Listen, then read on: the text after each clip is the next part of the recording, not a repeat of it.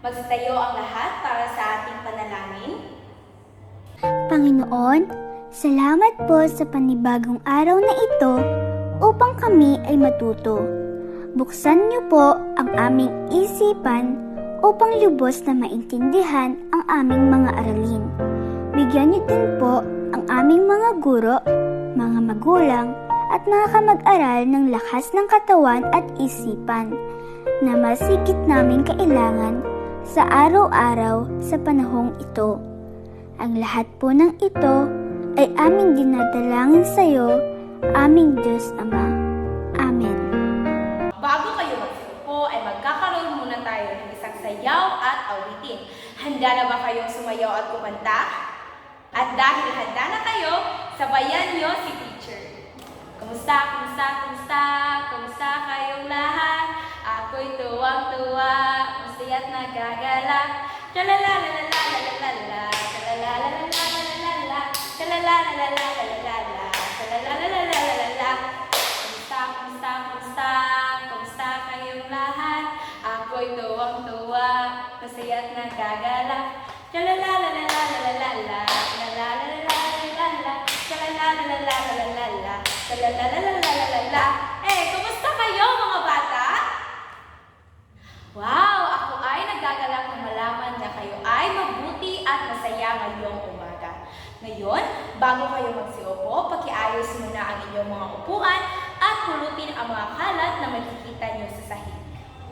Tapos na ba kayo mga bata? Tapos na, kaya ngayon maaari na kayong umupo. Ngayon mga bata, pakitingnan ang inyong mga katabi. Mayroon bang lumiban sa ating klase ngayong umaga? Wala! Palakpakan niyo ang inyong mga sarili. Ako ay nagagalak na malaman na walang lumiban sa ating klase ngayong umaga. Ngayon mga bata, handa na ba kayo sa ating bagong aralin ngayong umaga? Handa na! Ngunit, bago natin pag-usapan ang ating bagong aralin, ay magkakaroon muna tayo ng isang gawain. Hahatiin ko kayo sa dalawang pangkat. Ito ang unang pangkat at ito naman ang pangalawang pangkat. Bibigyan kayo ni teacher ng isang kartolina at isang marker bawat grupo at bibigyan din kayo ni teacher ng mga larawan na aking ginupit-gupit. At ang kailangan nyo lamang gawin ay buuhin at idikit ito sa ating pisara sa loob lamang ng isang minuto. Maliwanag ba mga bata? Handa na ba kayo? Kung handa na, pakitaas ang inyong mga kamay at iwagayway. Pagkasabi ko ng salitang go, ay maaari na kayong magsimula. 1, 2, 3, go! Ngayon mga bata, tapos na ang isang minuto. Atin ang tingnan at suriin ang inyong mga natapos na gawain. Dito sa unang pangkat, sino sa inyo ang magkakapaglarawan sa larawan na nabuo ng unang pangkat? Verialin? Isang babae. Yan ay tama. Bigyan natin ng 3 palakpak si Verialin. 1, 2, 3. Ano pa? Sino pa ang makapaglalarawan ng babae na nasa ating pisara na nabuo ng unang pangkat? Tama, Michelle. Ito ay isang magandang babae. Bigyan natin ng 3 palakpak si Michelle.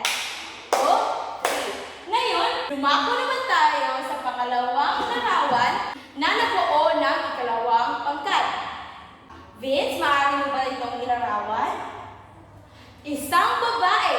Yan rin ay tama. Katulad din naman ng larawan na nabuo ng unang pangkat, ito rin ay isang babae. Bigyan natin ng 3 palakpak si Vince. 1, 2, 3. At ngayon, sino pa ang makapaglalarawan ng babae na nabuo ng pangalawang pangkat?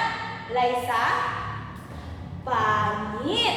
Okay, so sinabi ni Liza na ito ay pangit. Mga bata, alam niyo ba na ang mga salita na ating ginagamit, gaya na lamang yung sinabing salita niyo kanina, ay may iba pang katawagan upang hindi tayo makasakit ng ating kapwa?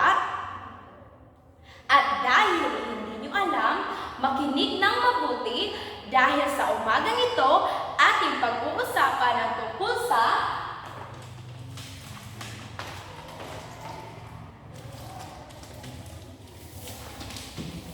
Mga salitang magkasing kahulugan. Makibasa mga bata. Okay, tama.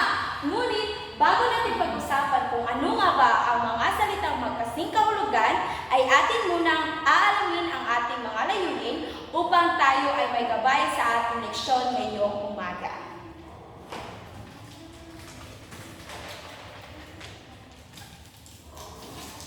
Babasahin ito ni teacher kaya makinig ng mabuti. Layunin.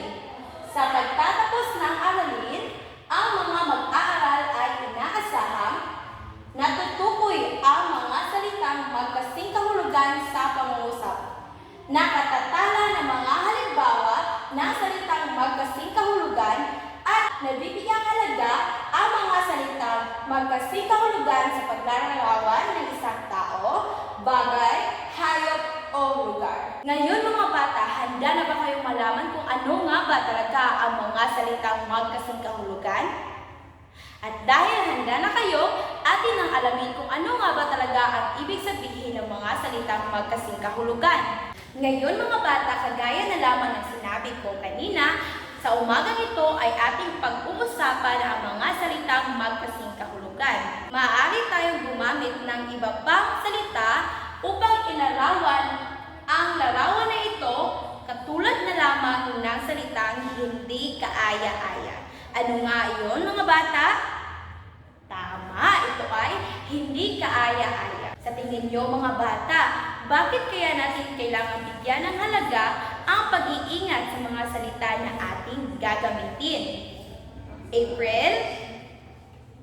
Tama, kailangan niyo mag-ingat upang hindi kayo makasakit ng damdamin ng inyong kapwa. Tama, mayroon pa ba kayong ibang sagot?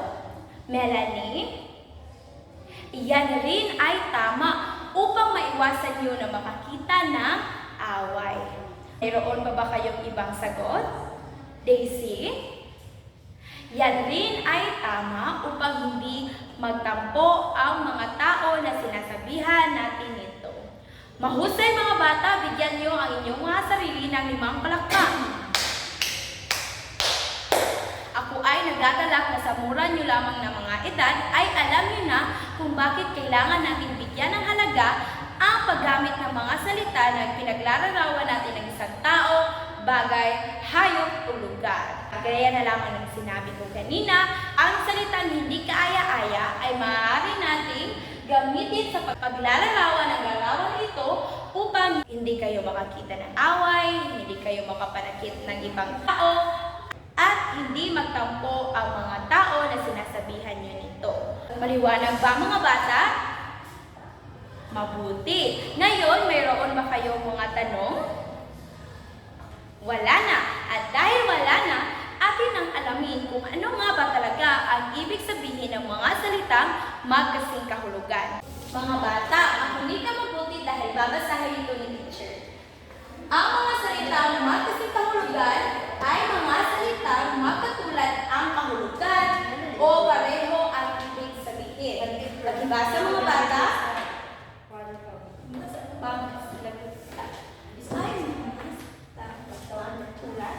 Ang kahulugan o pareho. Tama mga bata. Ano nga ang ibig sabihin ng mga salitang magkasing kahulugan? Priyalit? Yan ay tama. Ang mga salitang magkasing kahulugan ay mga salitang pareho ang kahulugan o pareho ang ibig sabihin. Naiintindihan ba mga bata? Ngayon mga bata, ito ang unang halimbawa. Maganda, marikit. Kapag titingnan natin ang unang larawan, ito ay maganda. At ang pangalawang larawan naman ay isang magandang babae. Ang kasing kahulugan ng salitang maganda ay ang salitang marikit. Maliwanag ba mga bata? Ano nga ang kasing kahulugan ng salitang maganda? Tama, ito ay salitang marikit. Ano naman ang kasing kahulugan ng salitang marikit? Tama rin, ito ay ang salitang maganda. Ngayon, dumako na tayo sa ating pangalawang halimbawa.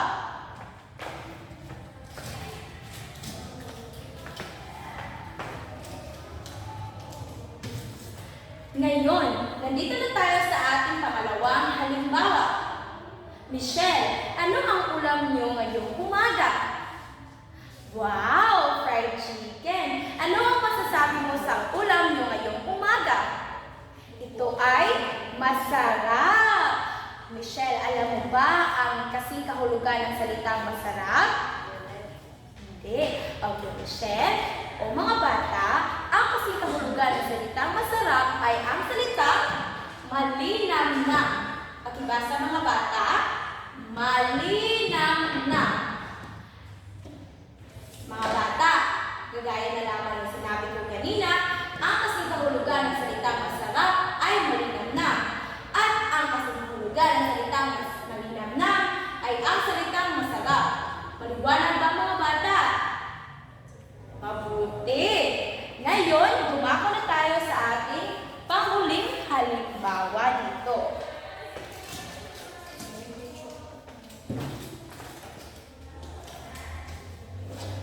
Mga bata, dito, may dalawang larawan. Ngunit bago natin pag-usapan ito, may tanong si teacher. Daisy, kapag ikaw ay umaamoy ng isang bulaklak, ano ang masasabi mo rito? Mabango, tama, Daisy. Alam mo ba kung ano ang kasing kahulugan ng salitang mabango? Hindi. Kaya makinig na mabuti dahil ibabahagi ni teacher kung ano nga ba talaga ang kasing kahulugan ng salitang mabango.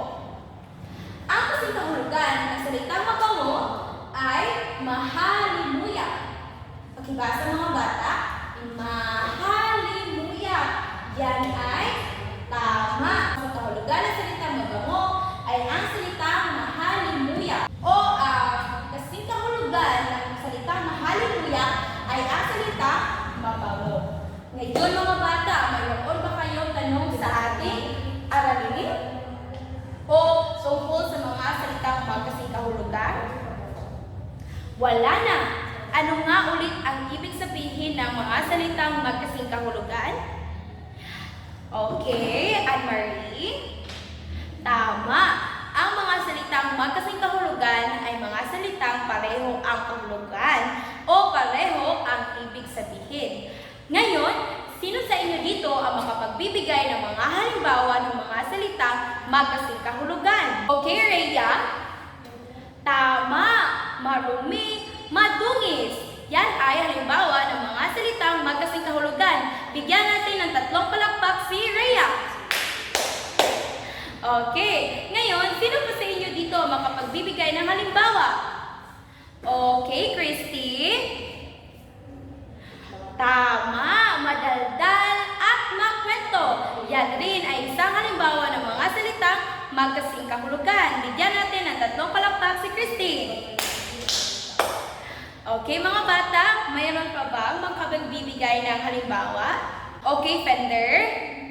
Tama, maluwag at malawak. Ito ay halimbawa ng mga salitang magkasing kahulugan. Bigyan natin ng 3 palakpak si Fender. Ngayon mga bata, upang malaman natin kung labis niyo bang naintindihan ang ating aralin ay magkakaroon tayo ng isang gawain. Katulad na lamang kanina, ito ang unang pangkat at ito ang pangalawang pangkat. Bibigyan ko kayo ng isang marker at isang kartulina at bawat kartulina ay may nakasaad ng mga salita at ang kailangan nyo lamang gawin mga bata ay itala ang kasing kahulugan ng mga salita na nakasaad dito. Kailangan nyo lamang itong gawin sa loob ng 1 minuto. Maliwanag ba mga bata? Maliwanag, ngunit bago tayo magsimula, ngayon mga bata, atin muna tingnan ang rubric sa ating telebisyon upang mayroon tayong magsilbing gabay sa paggagrado ng gawain. 10 puntos kapag naitala ng maayos at tama ng grupo ang kanilang sagot at 5 puntos naman kapag hindi. 10 puntos kapag nagtulungan ang grupo sa paggawa ng gawain at 5 puntos naman kapag hindi. Natapos ng grupo sa tamang oras sa binigay ng guro, 10 puntos kapag nagawa at 5 puntos naman kapag hindi. Kabuuang puntos, 30 puntos. Ngayon, maliwanag ba mga bata? Handa na ba kayo? Kung handa na, itaas ang kamay at iwagayway. Pagkasabi ko ng salitang go, maaari na kayo magsimula. 1, 2, 3, go! Ngayon mga bata, atin ang suriin ang inyong natapos na gawain. Atin simulan sa unang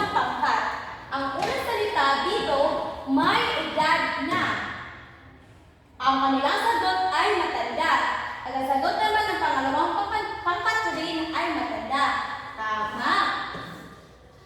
Dito, ang kasing kahulugan ng salitang matayog ay mataas. Mga bata, yan rin ay tama. At sa pangalawang pangkat, tama rin. Matayog, mataas. At ang panghuling tanong, ang salitang batugan, ang kasing kahulugan ng salitang ito ay ang salitang tamad. Kaya yan rin ay tama. Tama rin sa pangalawang pangkat. Nakakuha kayo ng tamang sagot. Itala na maayos at tama ng grupo ang kanilang sagot. Para sa unang pangkat at pangalawang pangkat, magkakaroon kayo ng 10 puntos. Ngayon, nagtulungan ang grupo sa paggawa ng gawain. Nakita ko nga nagtulungan kayo, kaya makakatanggap kayo ng 10 puntos. At natapos ang grupo sa tamang oras. Natapos kayo lahat sa tamang oras na hindi pa natatapos ang 1 minuto. Magaling mga bata! Kaya bibigyan ko na naman kayo ng 10 puntos. Kaya bawat grupo ay nakatanggap ng 30 puntos. Kaya bigyan nyo ang inyong mga sarili ng barangay club. Magaling mga bata! Ako ay natutuwa dahil ang pagkakuha nyo ng 30 puntos ay simbolo na labis nyo naintindihan ang ating aralin. Ngayon mga bata, mayroon pa ba kayong mga tanong tungkol sa ating aralin? Wala na. At dahil wala na, magkakaroon kayo ng pagsusulit. Ngayon, kumuha kayo ng isang kalahatang papel at sagutan ang mga tanong na makikita nyo sa ating telebisyon. Mayroon lamang kayong 2 minuto upang matapos ang pagsasagot. Maliwanag ba mga bata? Maliwanag. Pagkatapos ng 1 minuto ay isumite ito sa akin.